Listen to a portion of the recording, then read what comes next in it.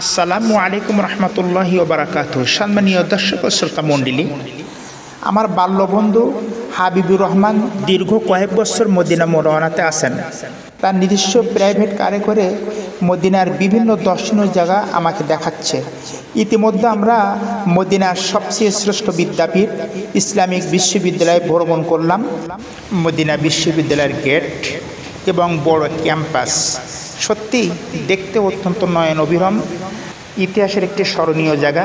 ইতিমধ্যে দেখতে পাচ্ছেন মদিনা বিশ্ববিদ্যালয়ের মসজিদ, এরপরে আবার ক্যাম্পাস শুরু। বিশাল বড় এই ক্যাম্পাস।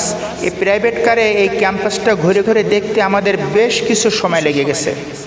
এর পরপরেই মদিনার যে বাদশাহ ছিলেন পূর্বে, সে বাদশার বাড়িতে দেখালো।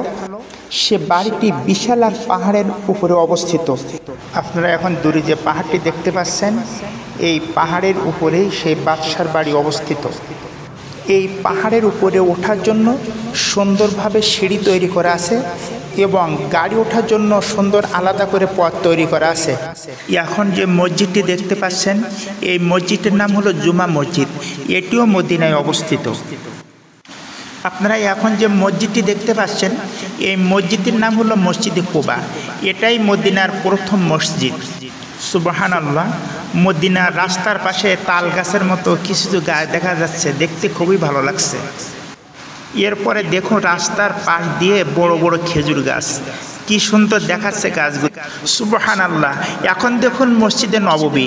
এই মসজিদে নববীর ভিতরে আমাদের প্রিয় নবী হযরত মুহাম্মদ সাল্লাল্লাহু আলাইহি ওয়াসাল্লামের রওজা মোবারক। এখন দেখুন মদিনায় বিলাল রাদিয়াল্লাহু তাআলা আনহু মসজিদের পাশে অসংখ্য কবুতর। এটি মসজিদে গামামা। যখন বৃষ্টির প্রয়োজন হতো, নবী করিম সাল্লাল্লাহু আলাইহি ওয়াসাল্লাম এই মসজিদে এসে বৃষ্টির জন্য আল্লাহ তাআলার কাছে প্রার্থনা করতেন। এখন যে খেজুর বাগানটি দেখতে পাচ্ছেন, মদিনার শ্রেষ্ঠ খেজুর বাগান। এটি হলো হযরত ওসমান রাদিয়াল্লাহু তাআলা আনহুর খেজুর বাগান। এখন যে বাগানটি দেখতে পাচ্ছেন, এটি হলো হযরত সালমান ফার্সি রাদিয়াল্লাহু তাআলা আনহুর খেজুর বাগান। এখন দেখছেন জান্নাতুল বাকি। এটি মসজিদে নববীর পাশে অবস্থিত। এখানে হতে আয়েশা সিদ্দিকা রাদিয়াল্লাহু তাআলা আনহা, রাসূলুল্লাহ সাল্লাল্লাহু আলাইহি ওয়াসাল্লামের কলিজার টুকরা হতে ফাতেমা রাদিয়াল্লাহু তাআলা আনহার কবর সহ হাজার হাজার সাহাবীর কবর এই জান্নাতুল বাকিতে অবস্থিত। এখন যে জায়গাটি দেখতে পাচ্ছেন, এটা হলো খন্দকের ময়দান। এখানেই খন্দকের যুদ্ধ সংঘটিত হয়েছিল। এখন যে জায়গাটি দেখতে পাচ্ছেন, এটা হলো উহুদের ময়দান। পাশে উহুদ পাহাড়। এখানে হুজুর সাল্লাল্লাহু আলাইহি ওয়াসাল্লামের দান মোবারক শহীদ হয়েছিল। এখন দেখছেন মসজিদে কেবলাতাইন। একই মসজিদে দুইটি কেবলা। নবী সাল্লাল্লাহু আলাইহি ওয়াসাল্লাম দীর্ঘ 17 মাস মসজিদে আকসার দিকে ফিরে নামাজ আদায় করছিলেন।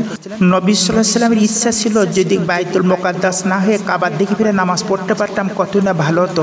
নবী সাল্লাল্লাহু আলাইহি ওয়াসাল্লামের এই মনের আগতি আল্লাহ তাআলা বুঝতে পেরে কাবা শরীফকে কেবলা করে দিলেন। সেখান থেকেই আমরা কাবা শরীফের দিকে ফিরে নামাজ আদায় করি। এছাড়াও অনেক দর্শনীয় জায়গা আমাকে ঘুরে ঘুরে দেখালেন। আমার এই বন্ধুটির জন্য সকলে খাস করে দোয়া করবেন, সে যেন সহি সালামতে শান্তিতে মদিনাতে থাকতে পারেন।